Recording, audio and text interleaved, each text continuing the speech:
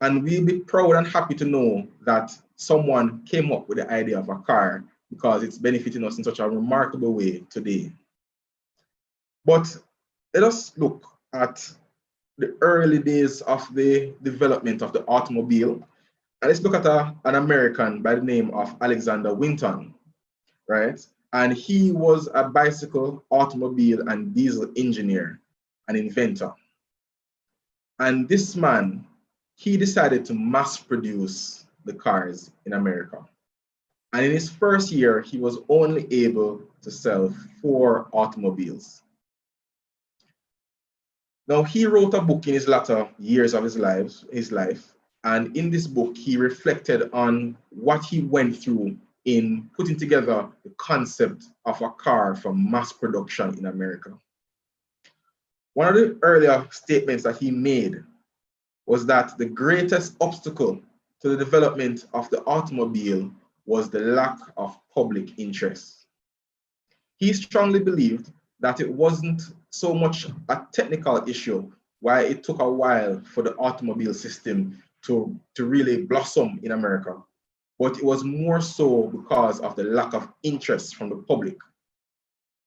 He shared in his reflection that persons would say to advocate the replacing horse, which had served man through centuries, marked one as an imbecile. So in his efforts to popularize the automobile in his time, he was labeled as an imbecile because he thought, because of his belief, that the car or the automobile then could ever replace a horse. And in thinking about it, the horse was the main means of transportation for many centuries. He was also labeled a fool. In his works, he writes that the fool was labeled as the fool who is fiddling with a buggy that will run without being hitched to a horse. So again, in the minds of the people then, they could not see beyond transportation without a horse. The horse was essential for them, and anything that would move of such a size without being pulled by a horse, in the minds of those then, they saw it as impossible. When Winton wanted some money, he wanted some money from the bank to really expand his business. And his banker told him, "You're crazy if you think this foolish contraption you've been wasting your time on will ever displace the horse."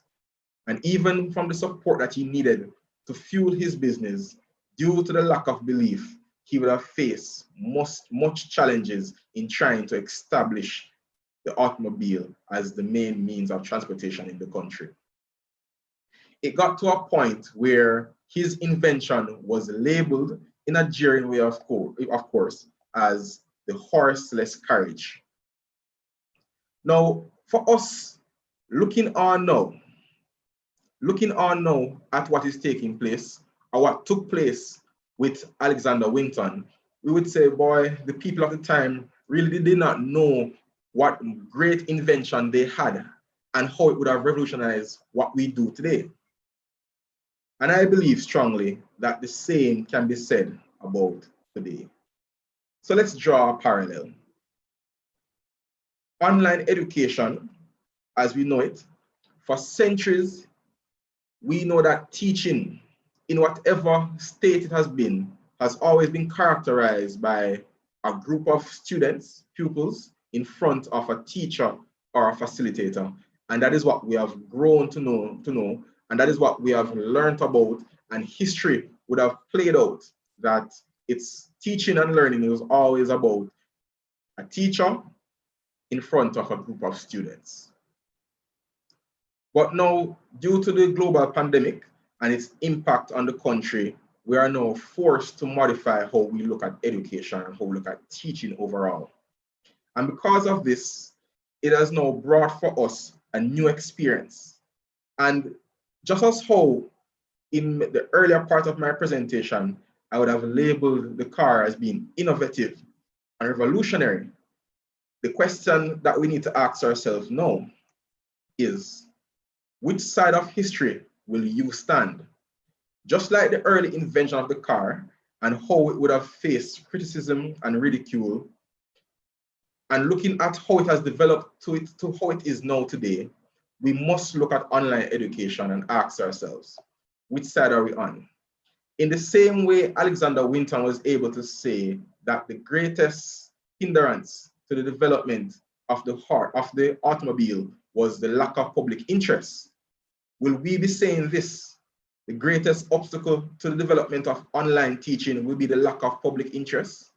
Will this be what will stand in our way of embracing this new era of education? So we need to ask ourselves, which side do we stand on? Will we be amongst those who will say it's crazy to think online teaching or distance learning will ever displace the physical classroom? Or will you think like the thoughts on the right? I know that it will take time, but online teaching may very well be the future of education. Will we, like those back then with the car, label it as the horseless carriage?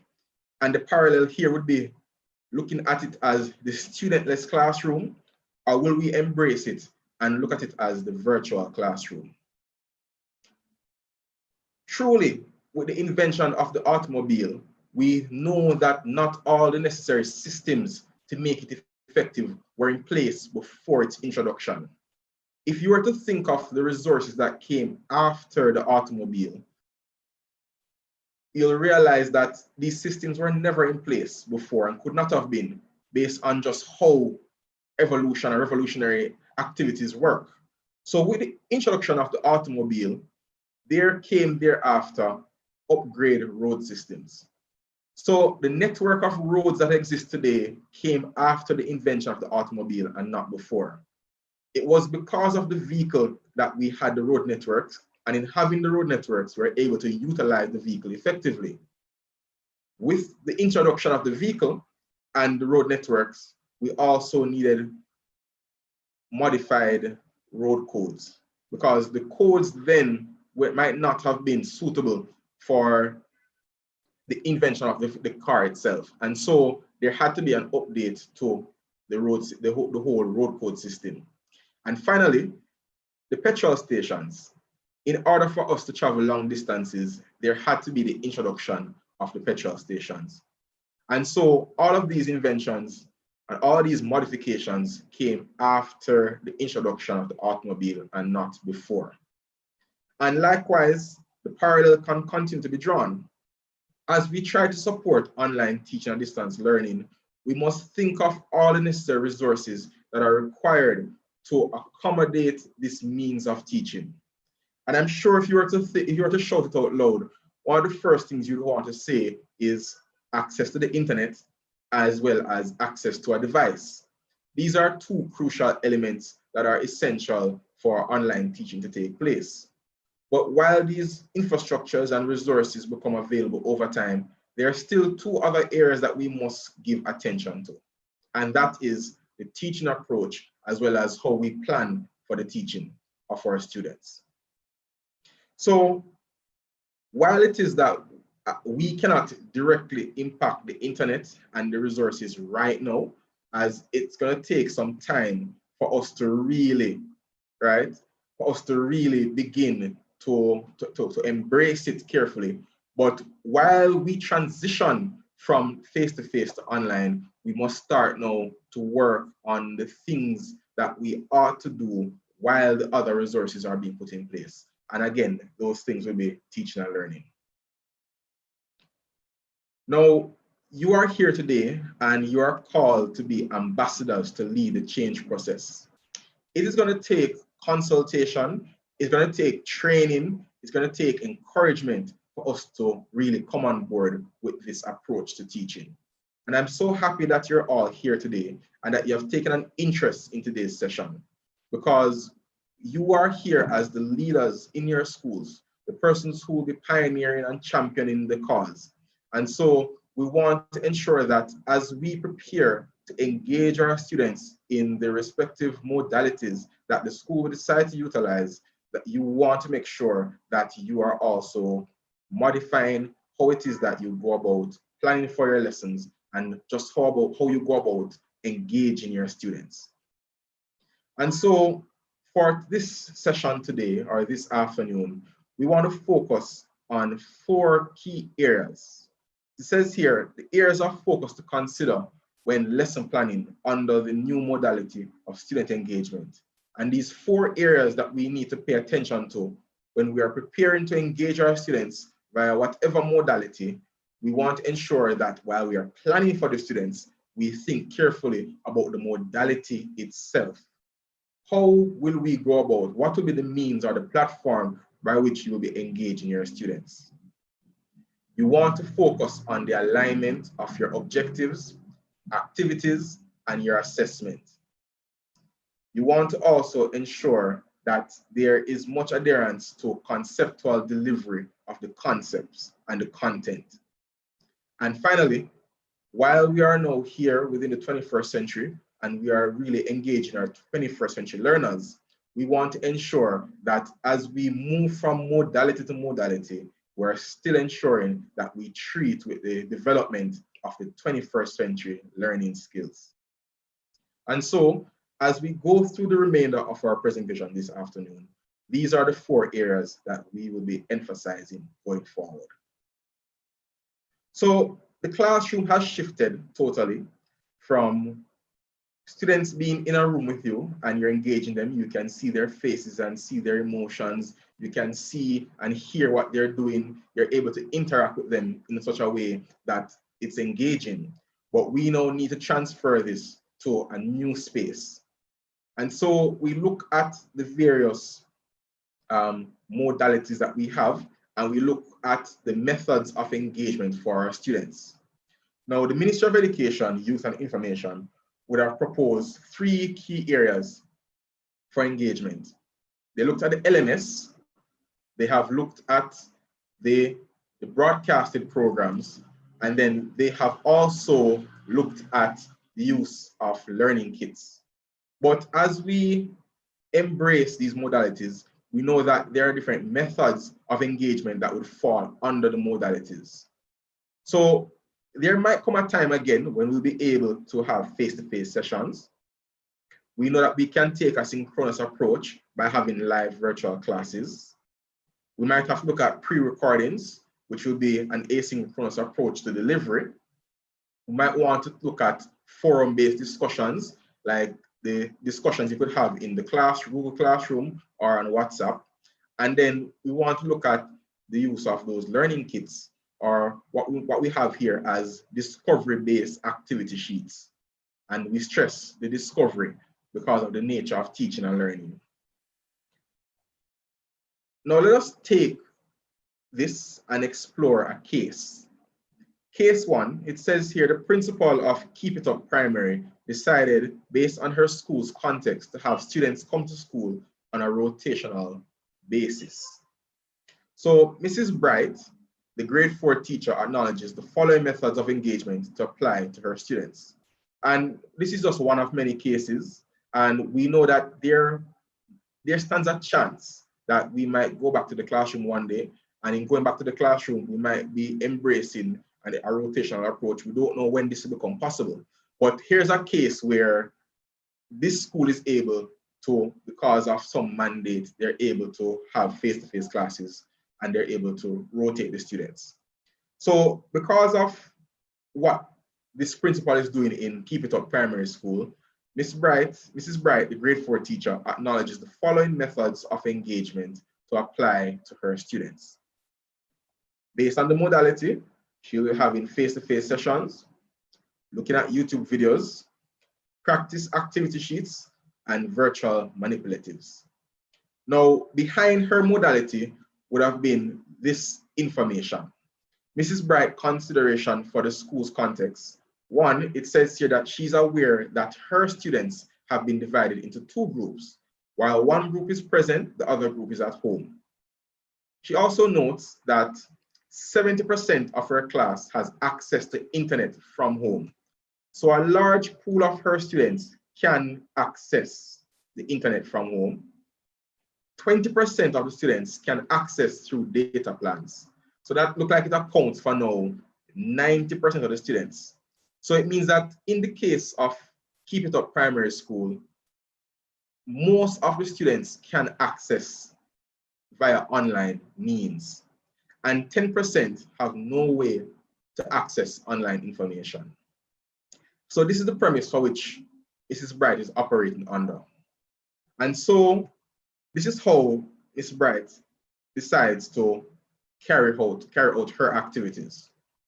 One, for her face-to-face sessions, and because she's doing rotation of her students, the focus itself will be on conceptual content delivery due to the fact that not all students have access to the internet from home.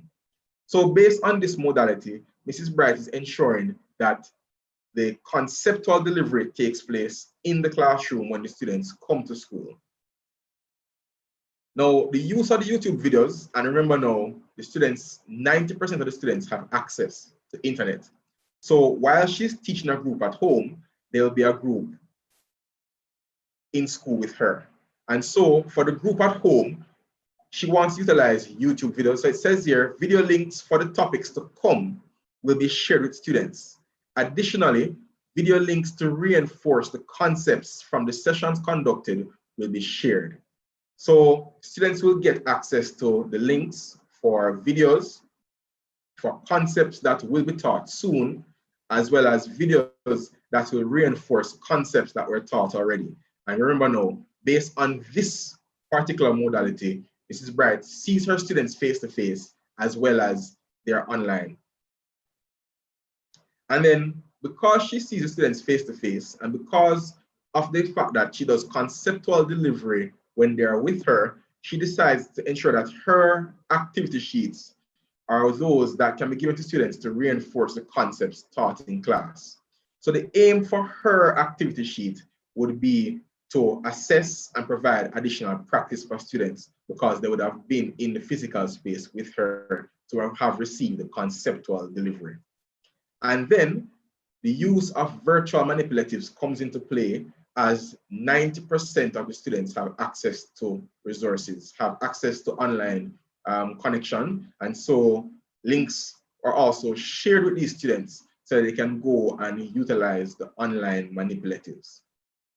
So all of what is done here is the modality, and how Mrs. Bright plans for her students must take into consideration the modality itself. And so in planning and in writing her plans, she would ensure that for the face-to-face classes, there's much concept building. And then for the times when the students are at home, there is much reinforcement of concepts taught. And this would be ideal where it is that the students are going to school on a face-to-face basis, but then they're also home. But guess what? This works for this modality, but the reality is now is that this is not yet the reality. We would have been expecting to do this, but based on what is taking place in the country, this is not what we can do right now. And who is to tell that in the near future, we'll be able to do this itself? And so we apply it when it becomes available. But let us explore another case. The principle of commitment primary based on a ministry directive informed the school that distance learning approaches will be used to engage the students. So Mr. Wright, the grade 4 teacher, acknowledges the following methods of engagement to apply to his students. And bear in mind, in this case, the students will not be going to school any at all because as a ministry directive, they're supposed to engage them online or utilizing distant learning approaches. And so Mr. Wright decides that he wants to incorporate the television programs into his lessons. He needs to ensure that he's utilizing the Google Classroom. He wants to use his WhatsApp group. And this time, instead of an assessment activity sheet, he's focusing on utilizing a discovery-based activity sheet. And there's still consideration for the use of YouTube videos. Now, Mr. Wright's consideration for the school's context. He is aware that all his students will be at home. Nobody will be at school. But here's some more information. it says here that he knows that 30% of his class has access to internet from home, only 30%. And then there's an additional 30% of students who can access through data plans. So in total, 60% will access from home, but of the 60, half of those students will only have data plans, and we know how data plans work. The remaining 40% have no way to access online information. The point that is being made here now is that in order for you to plan effectively for your students, you must first have an in-depth knowledge of their circumstance. Knowing the spread of and the reach of your students plays a critical role in determining how you engage your students. So this is what Mr. Wright decides to do. Mr. Wright decides that he's utilizing both the Google Classroom and the WhatsApp group. So the platform and the app will be used to engage students in conceptual learning activities. So, and that accounts for the 60% of the students. And Mr. Wright has to be careful in that even though 30% would have consistent internet, there is 30% also who utilize data plans. And based on these data plans, you have to be careful as to what you send to the students and what you require of them so you don't consume the plans too soon. In thinking about the students who have access to televised programs, but not the internet, Mr. Wright is saying to himself that he's going to now look at the airing schedule for lessons to be factored into the teaching structure. So students will be informed of airing dates and lesson topics.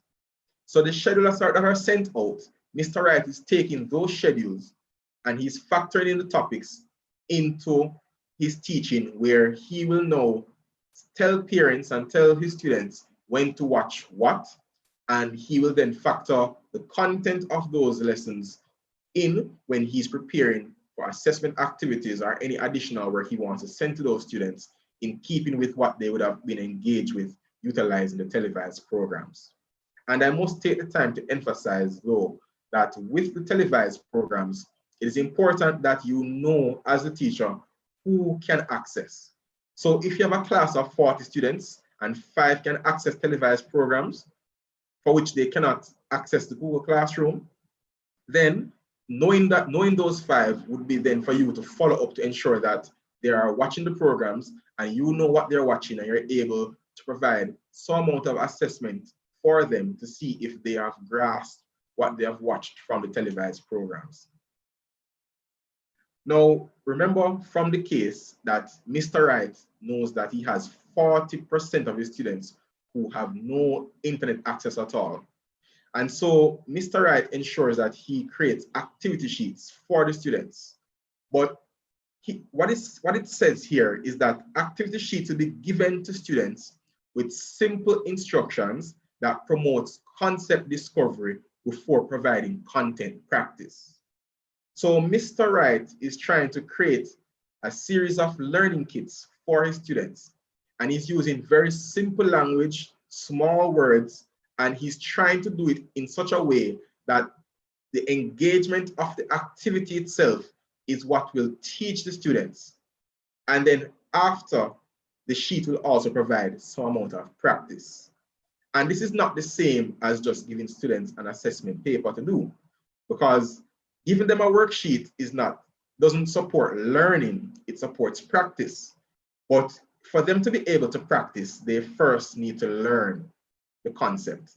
And so the activity sheet tries to provide a learning experience for the student with the simplest of terms for the students, and then provides for them assessment activities for practice purposes. And then remember that there are students who still can access online resources. And so Mr. Wright decides to incorporate YouTube videos, and these video links can be sent in the WhatsApp group for those who can watch it. And then the video itself can be embedded in the Google Classroom for the students to engage there. So you realize that you have to look at first and foremost your modality. what is the reach of your students, what access do your students have, and based on what they have, you'll have to then coin your lesson, coin your activities to treat their available modality.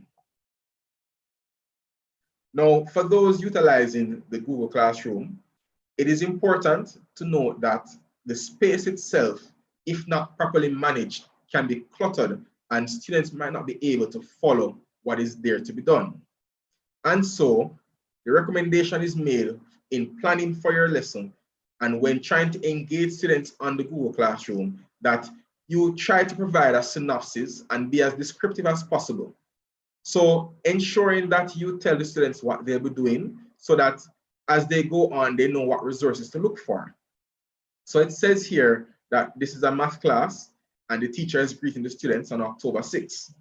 Good morning, students. In our last class, we converted from decimals to fractions. In today's class, you will be converting from fractions to decimal. So the teacher is now alluding to what was done in the previous class and is now telling the students that this is what you will do in the current class. The teacher outlines now that there are 4 things that they'll be doing for this math class. 1, they'll complete a practice quiz, which will serve as a revision, and the practice quiz is attached right below. So once they go in, they complete the quiz, and the quiz could probably take the form of a multiple choice item, and right away, they get the feedback on their work, and you can go in and also check on their feedback. Once the students complete the activity sheet, then there's a video. They watch the short video and answer the questions that follow. And once they answer the questions, they complete the lesson by going to the class assignment.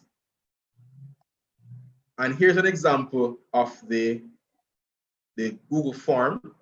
And once you have access to your MOE school's email address and you can go and utilize the Google resources, I'm going to recommend that you just experiment. Go and experiment with making forms, making quizzes, and see how you can incorporate that into your Google Classroom when you're engaging your students. But the idea here is that you want to ensure that you organize your resources for the students once you're engaging them. And once you write this and prepare it, students can go in and complete it like a form and submit their responses. And then what happened is that there is the video attached. Now, I want to recommend to you that you look at the listing of 0-rated sites. Now, based on what Digicel and Flow has in place, you have to look to see what plans they have to activate to get access to the 0-rated sites, and where you can make recommendations to parents, you do so.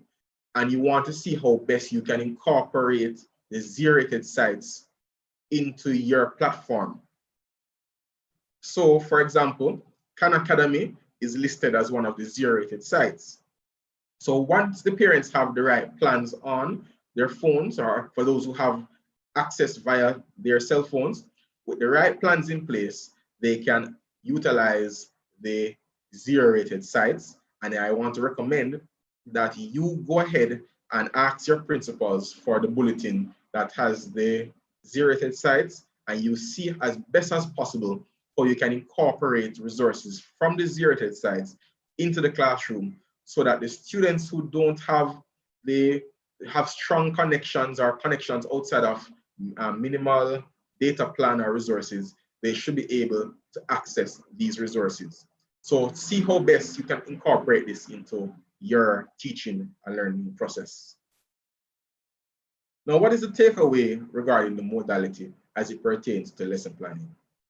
Lesson planning should reflect the context of school's delivery modality. So whatever modality your school has in place, your lesson plan structure should treat with that modality. And so if it is that your school, based on your students' access, everyone can use the LMS, then when you are looking at lesson plans for teachers or for yourself, your lesson plan should be speaking about what you will be doing on the Google Classroom or within that space. And you must factor in the limitations of the students. So when you look at the activity, If the activity is not suitable for the modality, then you have to question it and provide support in aligning the activity with the modality itself. Now, we spoke about modality, and even though we mentioned it, the modality will be a recurring discussion as we go through the remainder of the presentation. The second of the 4 areas that we highlighted as critical areas to consider when doing your lesson planning or when preparing to engage students, you have to focus on the alignment. The alignment of your objectives with your activity and your objectives and activities with your assessment. So here's a third case for us to look at. It says that Mr. Mackenzie, the grade 6 teacher, intends to cover the following in his mathematics lesson. The strand is the measurement strand, and the objective here, calculate the measurement of one side of a polygon given the perimeter and the length of the other sides. So you really just want to ensure that students can or know how to find the missing side of a shape given the perimeter and the other sides labeled. So let us say that within the Google Classroom or within the WhatsApp group or the Google Classroom, you decided that you're going to put this picture in. So the picture is placed in the classroom as well as it is placed in the WhatsApp group. And I want to pause to recommend that for those teachers utilizing the WhatsApp groups, you want to really post pictures in the group more than trying to post documents, because not all the students, based on their access, might be able to open a PDF file or a Word document. And so because of that, you want to be thoughtful in ensuring that what you provide for the students to utilize is something that they can actually access. So for example, you have the use of pictures. So you decide to post in your group what it is that the perimeter is for a shape. And maybe after this, you could probably go ahead and give them an item where they can go ahead and find the perimeter of the shape. Now, in going back to the objective, we are still thinking about the parts of the lesson itself. And one of the first things you want to do in a lesson is your engagement. And in your engagement, while you try to pique students' interest, you want to ensure that the prior knowledge needed to take on the new topic or the new objective is in place. And so you might want to do an activity that tells you whether or not the students can find the perimeter of a shape and if students remember or understand what perimeter is. So let us say that this is done. The students are given definition and there's a discussion via the voice notes or they're texting in the group, and you establish with the students that the perimeter is what it is, and you realize that they can find the perimeter. In keeping with the objective, you decide to post another picture in the group. It says here the perimeter of the shape below is 30 meters. That's the perimeter, 30 meters. Draw and label the lengths of the sides with suitable side lengths. So you decide to send students another picture, and with the picture that you have sent them, you're telling them that this is the perimeter is 30 meters. You need to draw the shape and send it back in the WhatsApp group or upload it or something so that we can see how you decide to label your shape. And this can be done within the Google Classroom or in your WhatsApp groups. Well, let's say it's done, and in looking at the activity and its alignment to the objective, you might realize that you're not telling the child to find a missing side. But if you think about it on a larger scale, if the child is able to properly label the sides of this shape or to appropriately label the sides of the shape so that the perimeter is 30 meters, it means that they would have done some amount of addition and subtraction to ensure that all the sides come to 30 meters.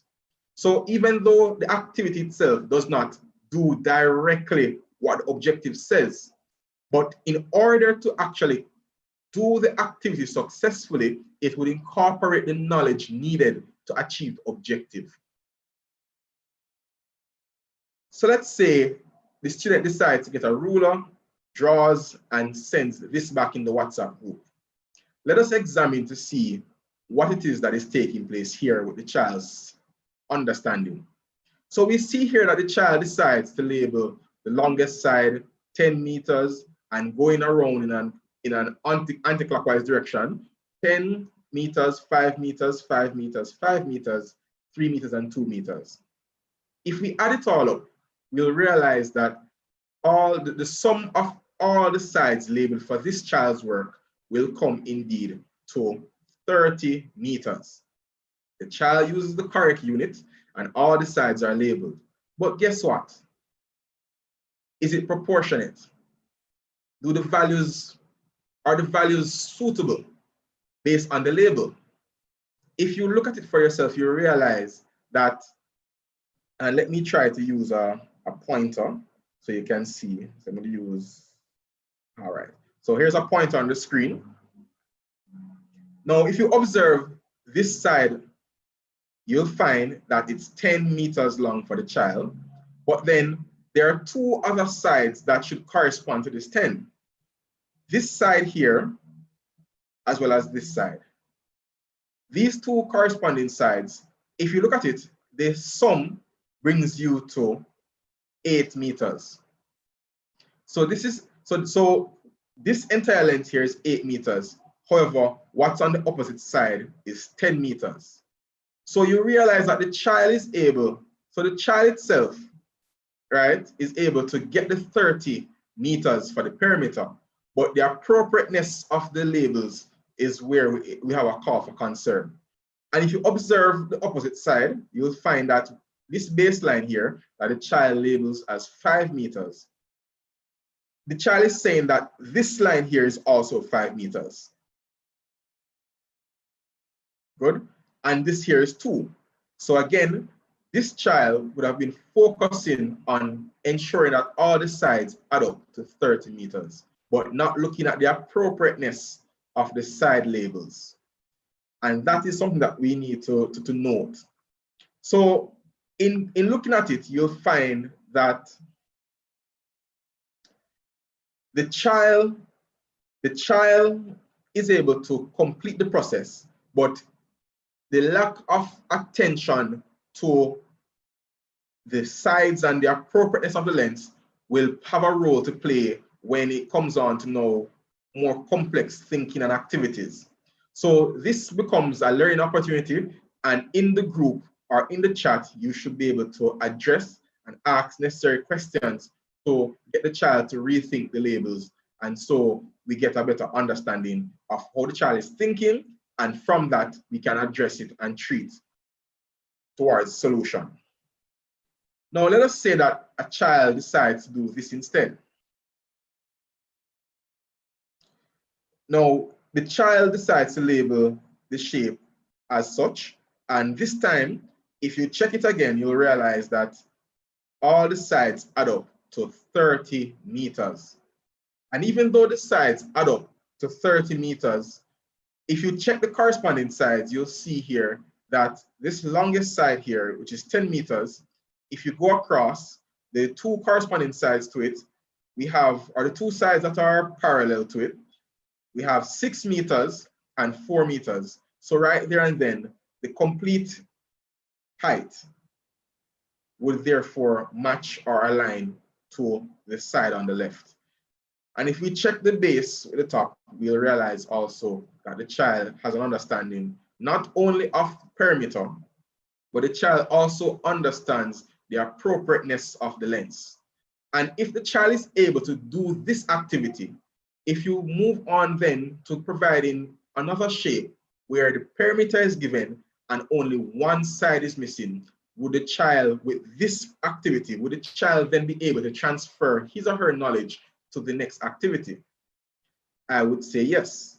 So once a child gets enough practice with labeling all the sides and trying to be appropriate with the lengths, then once a child is given a shape where all the sides are labeled except one and the perimeter is provided, then the child should be able to go ahead and access the knowledge needed to complete the activity.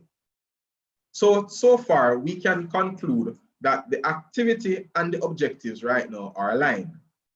But let's go a little further.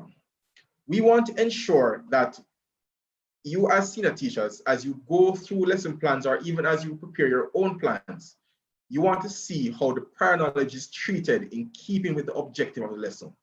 It's important that even though we're not in the physical classroom, we're not face-to-face anymore, we're now in the virtual space, we need to ensure that certain principles still obtain irregardless of the modality. And so you want to ensure that when you are engaging students, you're still treating with the prior knowledge. You're doing activities that will test to see whether or not the students still or have the knowledge needed to engage in new activity. Then you want to ensure that there's an alignment of the teaching and learning activity to the lesson objective. It is very easy to be carried away with the structures of the activities, and sometimes the novelty of the activities can cause us to be blindsided by the fact that there is not a direct alignment with the activity and the objective. And this should be something that we pay attention to when we are engaging our students.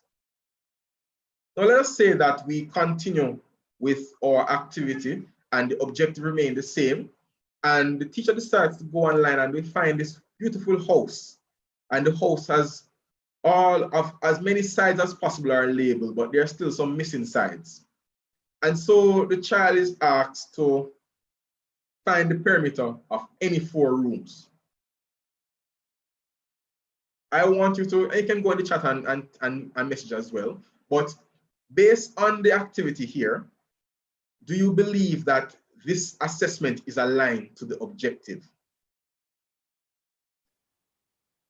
So you're looking at this activity, you're looking at the house, and if you take any room in particular, let's take any room, you'll realize that a side or 2 might be missing.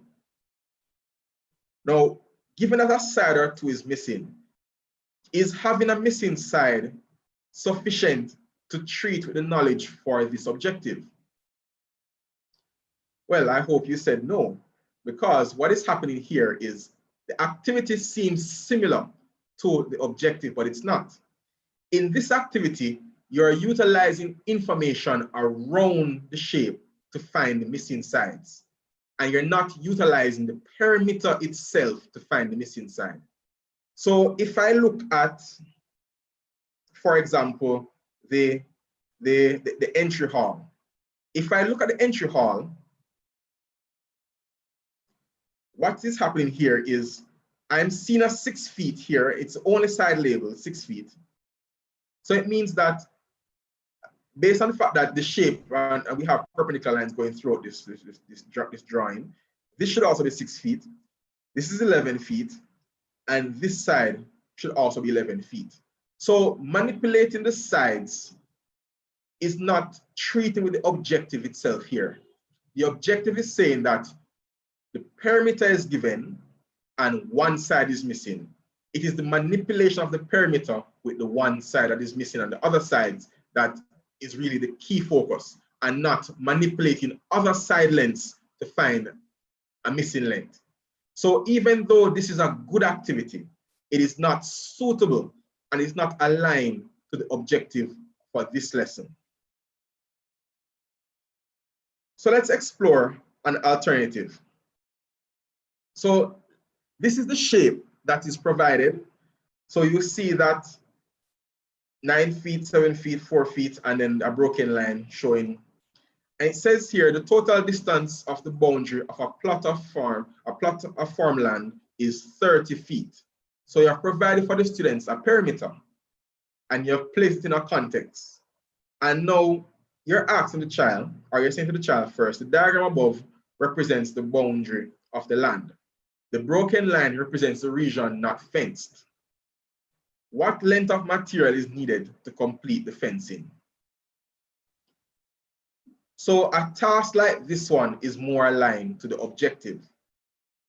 What is happening? The perimeter is given. So based on the context of your objective, which requires the child to calculate the measurement of the side, you want to find a side of a polygon given the perimeter and the length of the other side, you realize that your assessment, this assessment in particular, you have all the other sides, you want to find one side, and the perimeter is also provided. So this activity, therefore, becomes more aligned to the objective than the previous. And again, the previous one was a good activity, but it was not aligned to the objective. So what is the takeaway from this segment of the presentation as it pertains to alignment? Lessons, irrespective of the modality, should maintain an alignment of objectives, teaching and learning activities, and assessments. So, colleagues, once it is that you're putting together a lesson, even if you're utilizing WhatsApp, or you're using the Google Classroom, or you're doing a live session on Meet, you want to ensure that there is still an alignment. And as you look at the lesson plans of others, and as you write your own lesson plans, you must question yourself. Is my teaching and activity aligned to the objective? So yes, I go online and I find a nice video and I want to watch the video, or I find a nice activity that they can do. Even though the activity is nice and captivating, we must ensure that the video or the activities are aligned to the objective, and it goes right throughout: objective, teaching and activity, and assessment. So far we have discussed two things. We discussed the modality and the importance of factoring in the modality into the planning process. And we have focused also on the alignment of objective, activity, and assessment. But now we need to discuss conceptual delivery. So we know that the news came out for school to close in March. And when schools closed in March, there was the rapid response to trying to deliver to our students. For online learning, we tried to utilize Zoom, WhatsApp, Moodle, videos. We tried so many things. And for distance learning, we tried to send them worksheets to look at the televised programs and radio broadcasts. But of all these modalities, or of all of the means of engagement here, we know that we have to remain conceptual. And I believe the area that is the most susceptible to the lack of conceptual delivery would be the worksheets or the written documents. And we want to ensure that of all the areas, for all the areas that we engage students under, we treat with it conceptually. So we have decided to take on a fourth case. So it says here, Miss Moody, the grade 4 teacher, intends to cover the following in her mathematics lesson. The students are unable to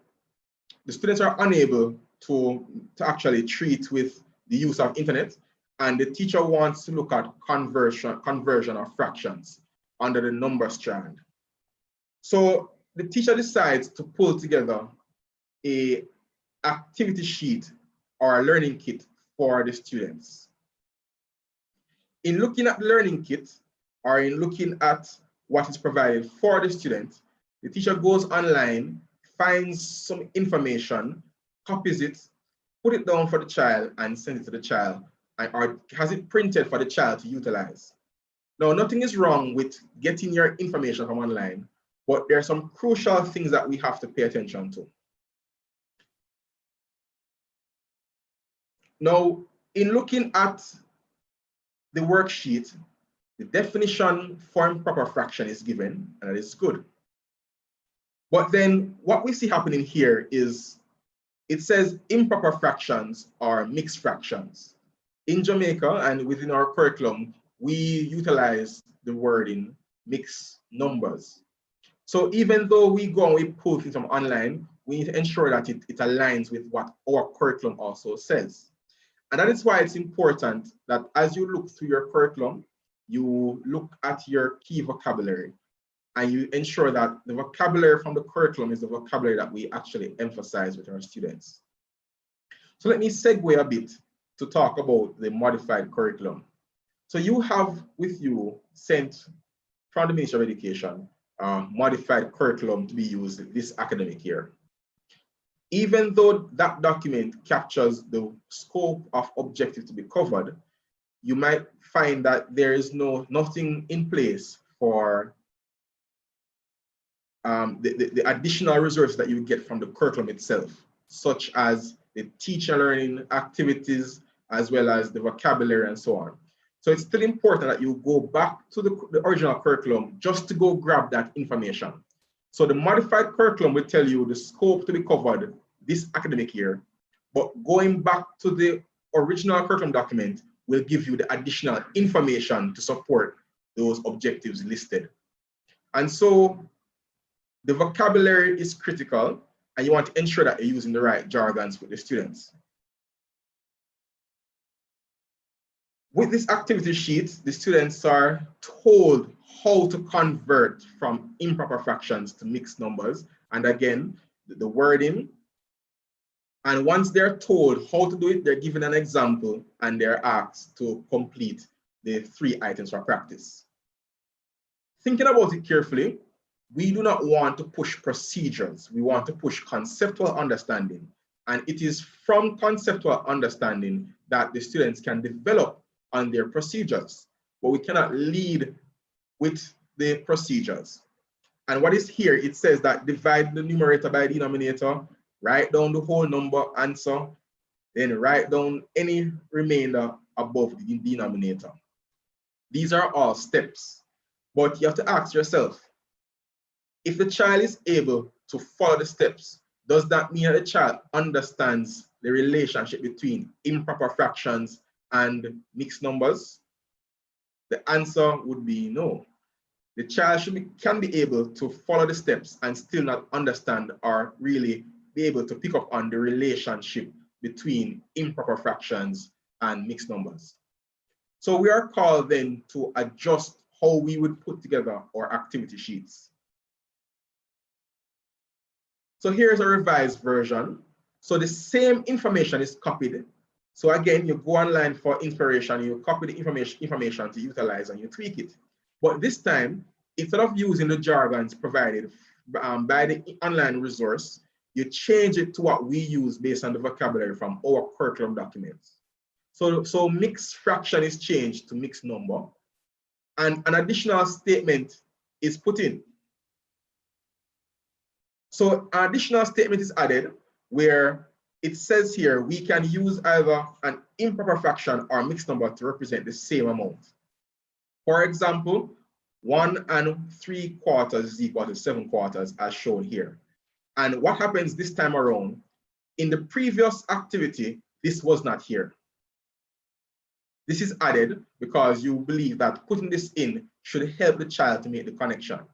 In the previous worksheet, you had this portion here followed by the diagram of the pizzas or the pizza itself. So what you want to put in additional information that you believe would support the child in understanding. So it says here, so if, and it's showing you this slice, so if this represents a quarter of a whole pizza, then 1 whole and 3/4, and it's here 1 3/4 contains 7 sets of a quarter.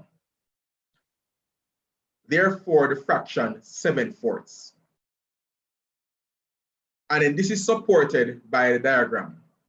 So you're seeing now that 1 whole right here and 3/4, 1, 2, 3, you have labeled this as a quarter, is the same as having 7 sets of a quarter, and you can count them 1, 2, 3, 4, 5, 6, 7. And you could have even gone further than I did, and you could have also labeled these with the quarters on it, so the child could literally count the quarters that are there.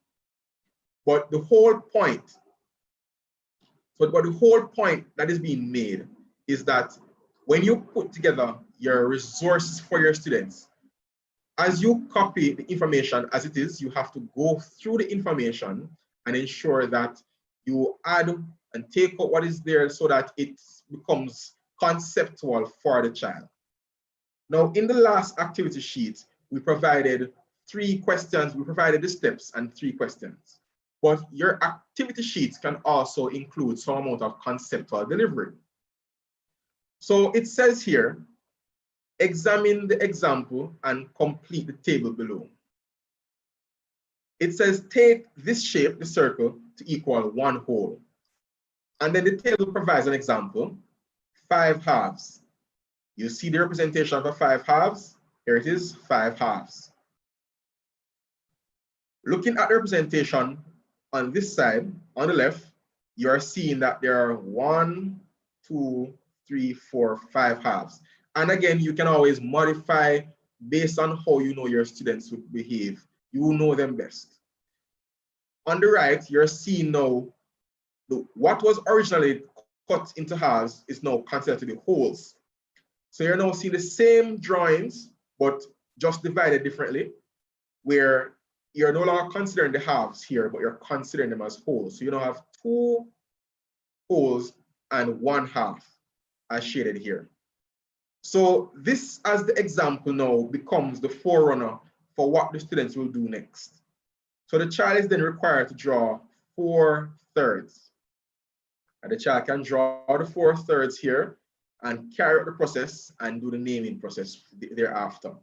So doing this shows the child and allows the child to have a more conceptual understanding of the relationship between improper fractions and mixed numbers. So we want to ensure that as we prepare our resources for our students, we endeavor to not be procedural, but we want to endeavor to be conceptual in our delivery.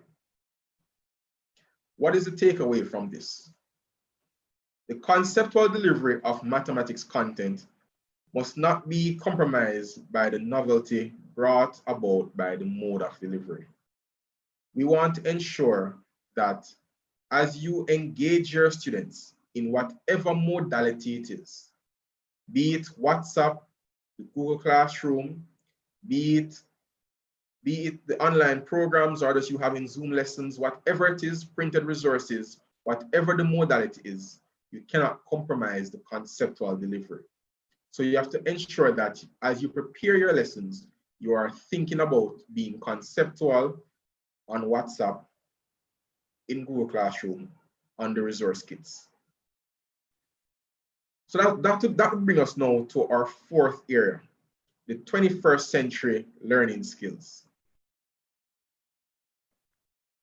With the 21st century learning skills, what we see happening here is because of where we are with the students and the year that we're in, and the fact that the students have evolved and just the learning process has changed, we still need to create and treat with these 4 learning skills: critical thinking, collaboration, communication, and creativity. And we know them as the 4 C's. Even though we're no longer in the face-to-face space, we still need to try, we need to make the effort to engage students in such a way that they're actually developing on their 21st century learning skills. So you want to know, how do you continue to promote critical thinking on WhatsApp, on Google Classroom? How do you get students to collaborate? How you get to communicate as well as to be creative? Whatever the resource is that you're utilizing, whatever modality, for critical thinking to flourish in mathematics, problem solving and conceptual tasks across any medium will support critical thinking. So if you want, again, to really support critical thinking, you need to ensure that whatever the modality is that you're utilizing, you want to bring problem solving and conceptual tasks in. Outside of critical thinking, there's also collaboration. With collaboration, you want to ensure that the students are able to work together in a virtual space. So even though they're not face-to-face in the classroom, sitting side by side, you want to encourage the cross discussions in the groups, and you want to promote it. And we cannot say that the children will not communicate. They need to be provided with the opportunity to communicate, and then there also needs to be the facilitation of the process of communication, where you are encouraging them, and they are rewarded with praise for communicating, and that becomes a culture. And culture takes time to develop, so don't give up on trying to get them to communicate in the virtual space because you asked them one time and they didn't respond. It has to be consistent until they themselves become comfortable with it. But it requires us as educators to really hold out for it to become a reality. In the collaboration process, once you collaborate, there's also communication. And so the students in communicating, they share their ideas and share their thinking, and you allow them to critique how others think. So one person would send a voice note, or they'll type in a discussion forum in Google Classroom, and you will encourage them to comment on what another person has said. Do you agree? Why do you agree? Do you disagree? Why do you disagree? What do you have to say instead? We must support this in the virtual space. And then creativity is just how it is now. You allow your students to express themselves and to express their thinking and understanding in the virtual space. Can you allow the students to draw things and send? Can they do a short video? Can they do a song via voice note? It's just you allowing them to be creative in this virtual space and sharing what they have with you and other students as well. Let us look at a final case. So Mr. Mack, a grade 5 teacher, in teaching the properties of quadrilaterals, decided to conduct a WhatsApp debate session. The students will be divided into 2 groups and the rules established. Students will be encouraged to use diagrams and voice notes when making their points or for or against each concept. Based on the efforts of Mr. Mack, we can start to dissect and see how the various learning skills will be treated with just by virtue of what he has planned to do with the students. Let us first start with the fact that Mr. Mack wants to do a debate session. Having a debate session and divide them into 2 groups will support collaboration and communication. By virtue of the activity itself, it is in support of collaboration and communication, because in debating, they'll have to support each other's points as a team, and in communicating, they have to know, say and express what is that they understand, and then they'll have to listen and critique the thinking of others to do so. Now down here, where students start to use diagrams and voice notes, you're actually playing in now to their creativity. So based on what they put in their diagrams and how they construct the diagrams that they send in the group for their debate session, and how they coin their sentences and what they do as a talking point for the debate, will play into their creativity. And then just the mere fact that you are exploring and really questioning the properties of the quadrilateral would speak to know their critical thinking. And this is put in place just to show you that how we treat with the 21st century skills, those 4 C's that we also know, we, based on our activities, will then tend to treat with the various C's. And I hope this serves as an example in doing such. What is the takeaway from this? The 21st century learning, my apologies.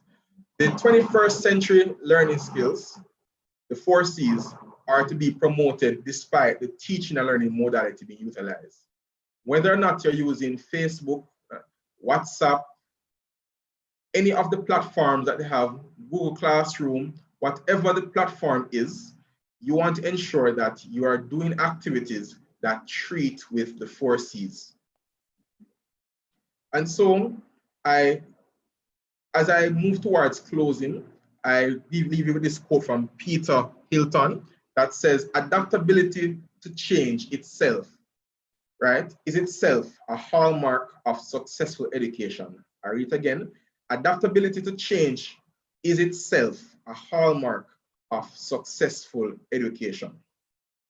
So as we prepare ourselves to engage students with within this new era, we must know and understand that the change will take time.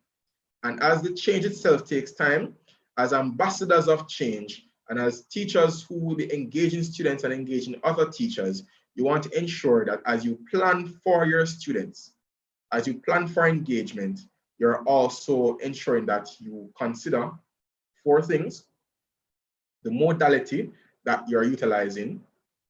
You want to ensure that there is an alignment of the objectives with the teaching and learning activities and the assessment activity. And this alignment should be maintained irrespective of the modality that is being utilized. There's also two, after you explore the alignment, you want to ensure that there is conceptual delivery. We don't want to try to push procedures because of the mode that we're utilizing to engage students. Irrespective of the modality, we want to push conceptual understanding, right? And then the final thing is, you still want to treat with the 21st century learning skills. The students of today need to be critical thinkers who can communicate, collaborate with each other, and we need their creativity to function in this world. And so we need to now put out the effort to ensure that we engage them and ensure that the 4 C's, the learning skills, are treated with as we engage them across any modality. I hope today you found this session to be enlightening. I hope there's something from it that you learned and you'll be able to apply in your everyday life as you teach your students.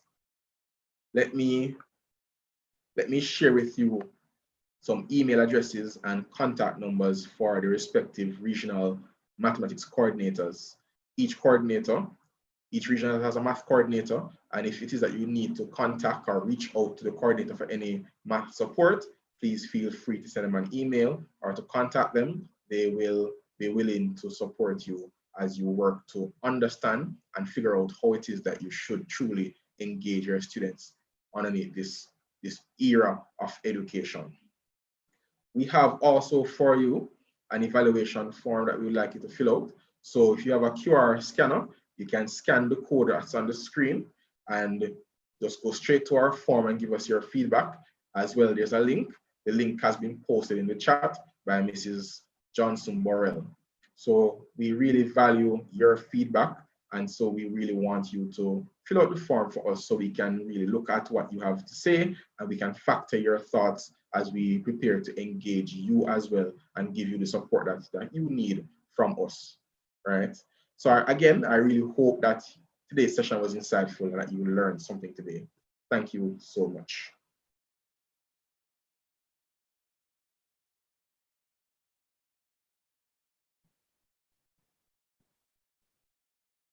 And at this point in time, you can always ask your questions in the chat. Ms. Burrell, over to you. Thank you, Mr. Ejil, and thanks to everyone who stayed with us to the end. Commendations to you all. Are there any questions? I am currently looking in the chat. Are there any questions that you would love for the presenter to answer? You can do so right now in the chat. So you can go ahead, use the chat to ask your questions, or you can raise your hand and I'll acknowledge you.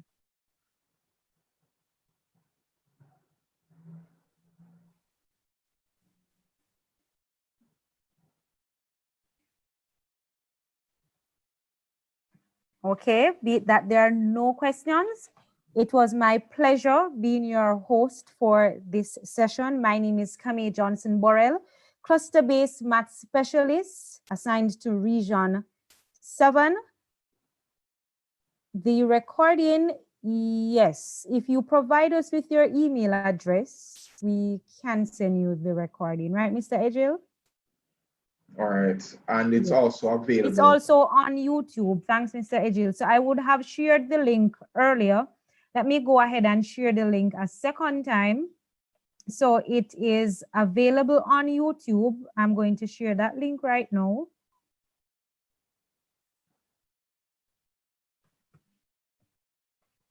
Oh, Lord. All right, and there's also a hand being risen. So, Ms. Rankin, could you allow Suzette Drummond to open her mic?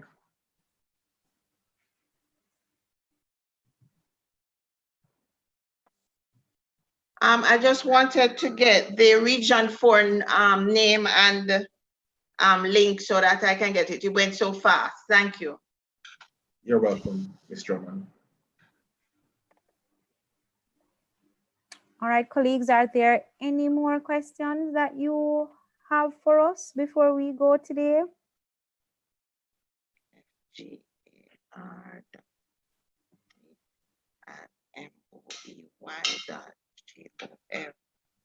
All right, so I'm seeing the email addresses coming in now. I must say thanks again. I'll personally like to thank our presenter, Mr. Ejil, who My email based on address the is Mr. Man. yes. You're not I'm sorry. muted. That's fine. That's fine, Mr. Man. That's okay. It happens to the best of us sometimes. All right, so thanks again to everyone. I think I lost my chain of thoughts, but thank you all. We will try to send the recording to as much persons as possible as soon as we get your email addresses. Please do be reminded though that the recording is also on YouTube because we were live on YouTube as well. So the link would have been shared earlier. Please don't forget to evaluate the session. Let us know what's happening. Your feedback is very important. It helps us to know what we need to do in the future. Thank you to the NCL team for accommodating us. And be safe. Try to stay dry. I know it's raining in some parishes now, but try to keep safe, stay dry. All right, everyone. Enjoy the rest of your evening.